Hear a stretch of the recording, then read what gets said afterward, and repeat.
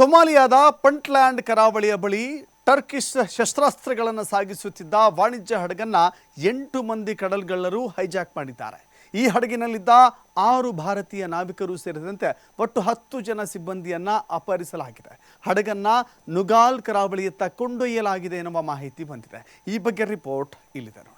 ಸೊಮಾಲಿಯಾ ಕಡಲ್ಗಳ್ಳರ ಅಟ್ಟಹಾಸ, 22 ಭಾರತೀಯರಿದ್ದ 2 ಹಡಗು ಅಪಹರಣ. ವೀಕ್ಷಕರೇ, ಸೊಮಾಲಿಯಾದ ಪಂಟ್ಲ್ಯಾಂಡ್ ಕರಾವಳಿ ಬಳಿ ಟರ್ಕಿಶ್ ಶಸ್ತ್ರಾಸ್ತ್ರಗಳನ್ನ ಸಾಗಣೆ ಮಾಡ್ತಾ ಇದ್ದಂಥ MV ಲುಟ್ UF ಎಂಬ ವಾಣಿಜ್ಯ ಹಡಗನ್ನ 8 ಮಂದಿ ಕಡಲ್ಗಳ್ಳರು ಹೈಜಾಕ್ ಮಾಡಿದ್ದಾರೆ. ಈ ಹಡಗಿನಲ್ಲಿದ್ದ 6 ಭಾರತೀಯ ನಾವಿಕರು ಸೇರಿದಂತೆ ಒಟ್ಟು 10 ಮಂದಿ ಸಿಬ್ಬಂದಿಯನ್ನ ಅಪಹರಣ ಮಾಡಲಾಗಿದ್ದು, ಹಡಗನ್ನ ನುಗಾಲ್ ಕರಾವಳಿಯತ್ತ ಕೊಂಡೊಯ್ಯಲಾಗಿದೆ ಅಂತ ತಿಳಿದು ಬಂದಿದೆ. ಈ ಘಟನೆ ನಡೆದ ತಕ್ಷಣ ಟರ್ಕಿಯ ಡ್ರೋನ್ ಮತ್ತು ಹೆಲಿಕಾಪ್ಟರ್ಗಳು ಆ ಪ್ರದೇಶದ ಮೇಲೆ ಕಣ್ಣಿಟ್ಟಿದೆ ಅಂತ ತಿಳಿದು ಬಂದಿದೆ. ಆದಾಗ್ಯೂ ಈ ಬಗ್ಗೆ ಭಾರತ ಮತ್ತು ಟರ್ಕಿ ಸರ್ಕಾರಗಳಿಂದ ಅಧಿಕೃತ ದೃಢೀಕರಣ ಬರಬೇಕಾಗಿದೆ. ನೀವು ಹಲವು ಕಥೆಗಳಲ್ಲಿ ಪೈರೇಟ್ಗಳು ಅಂದ್ರೆ ಕಡಲ್ಗಳ್ಳರ ಬಗ್ಗೆ ಓದಿರ್ತೀರಿ.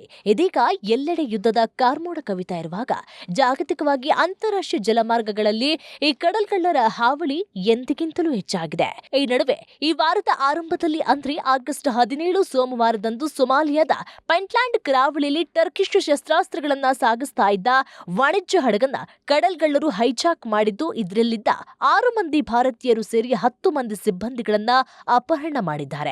ಕ್ಯಾಮರೂನ್ ಧ್ವಜ ಹೊತ್ತಂತ ಪೋಲಾರ್ ಮೂವ್ಮೆಂಟ್ ಶಿಫ್ಟಿಂಗ್ ಒಡೆತನದ MV ಲುಟ್ UF ಎಂಬ ಹೆಸರಿನ ವಾಣಿಜ್ಯ ಹಡಗು ಸೊಮಾಲಿಯಾದ ಪಂಟ್ಲ್ಯಾಂಡ್ನ ಐಲ್ ಜಿಲ್ಲೆಯ ಮರಾದಿಂದ ಸುಮಾರು 3.5 ನಾಟಿಕಲ್ ಮೈಲು ದೂರದಲ್ಲಿ ಮೊಗಾದಿಶುವಿನ ಮಿಲಿಟರಿ ತರಬೇತಿ ಸೌಲಭ್ಯಕ್ಕೆ ಟರ್ಕಿಶ್ ಶಸ್ತ್ರಾಸ್ತ್ರಗಳನ್ನು ಸಂವಹನ ಮತ್ತು ಉಪಗ್ರಹ ಉಪಕರಣದಿಂದಾಗಿ ಸಾಗಿಸ್ತಾ ಇರುವಾಗ ಬರೋಬ್ಬರಿ 8 ಮಂದಿ ಕಡಲ್ಗಳ್ಳರು ಈ ಹಡಗಿನ ಮೇಲೆ ಅಟ್ಯಾಕ್ ಮಾಡಿದ್ದು, ಅದರಲ್ಲಿದ್ದ 6 ಭಾರತೀಯ ನಾವಿಕರು ಸೇರಿದಂತೆ ಒಟ್ಟು 10 ಮಂದಿ ಸಿಬ್ಬಂದಿಗಳನ್ನು ಹೈಜಾಕ್ ಮಾಡಿದ್ದಾರೆ. ಬಳಿಕ ಈ ಹಡಗನ್ನ ಪಂಟ್ಲ್ಯಾಂಡ್ನ ಡ್ಯಾಂಗೋರೋಯೋ ಜಿಲ್ಲೆಯ ಗರ್ಮಾಲ್ ಬಳಿಯ ನುಗಾಲ್ ಕರಾವಳಿಯ ಕಡೆಗೆ ತೆಗೆದುಕೊಂಡು ಹೋಗಿದ್ದಾರೆ. ಇನ್ನು ಈ ಹಡಗಿನಲ್ಲಿ 6 ಮಂದಿ ಭಾರತೀಯರು, ಓರ್ವ ಟರ್ಕಿಶ್ ಪ್ರಜೆ, ಓರ್ವ ಜಾರ್ಜಿಯನ್ ಪ್ರಜೆ ಹಾಗೂ 2 ಸರ್ಬಿಯನ್ ಭದ್ರತಾ ಸಿಬ್ಬಂದಿ ಇದ್ರು ಅಂತ ವರದಿಯಾಗಿದೆ. ಆದಾಗ್ಯೂ ಈ ಗುರುತುಗಳ ಕುರಿತು ಈವರೆಗೆ ಟರ್ಕಿಶ್ ಅಧಿಕಾರಿಗಳಾಗಲಿ ಅಥವಾ ಭಾರತದ ವಿದೇಶಾಂಗ ಇಲಾಖೆಯಿಂದಾಗಲಿ ಅಧಿಕೃತ ಮಾಹಿತಿ ಹೊರಬೀಳಬೇಕಾಗಿದೆ. ಹೀಗೆ ವಾಣಿಜ್ಯ ಹಡಗನ್ನ ಹೈಜಾಕ್ ಮಾಡಿದ್ದ ಪೈರೇಟ್ಗಳು ಈ ಹಿಂದೆ ಏಪ್ರಿಲ್ 26ರಂದು MA ಸ್ವಾರ್ಡ್ ಹಡಗಿನ ಅಪಹರಣದಲ್ಲಿ ಭಾಗಿಯಾಗಿದ್ದ ಗುಂಪಿನವರು ಅಂತ ಹೇಳಲಾಗ್ತಿದೆ. ಇನ್ನು ಹೈಜಾಕ್ ಬಳಿಕ ಇಲ್ಲಿಗೆ ಟರ್ಕಿ ಒಡೆತನದ 2 ಹಡಗುಗಳು ಅಪಹರಿಸಲ್ಪಟ್ಟ ಹಡಗಿನ ಬಳಿಗೆ ಬಂದ್ವು.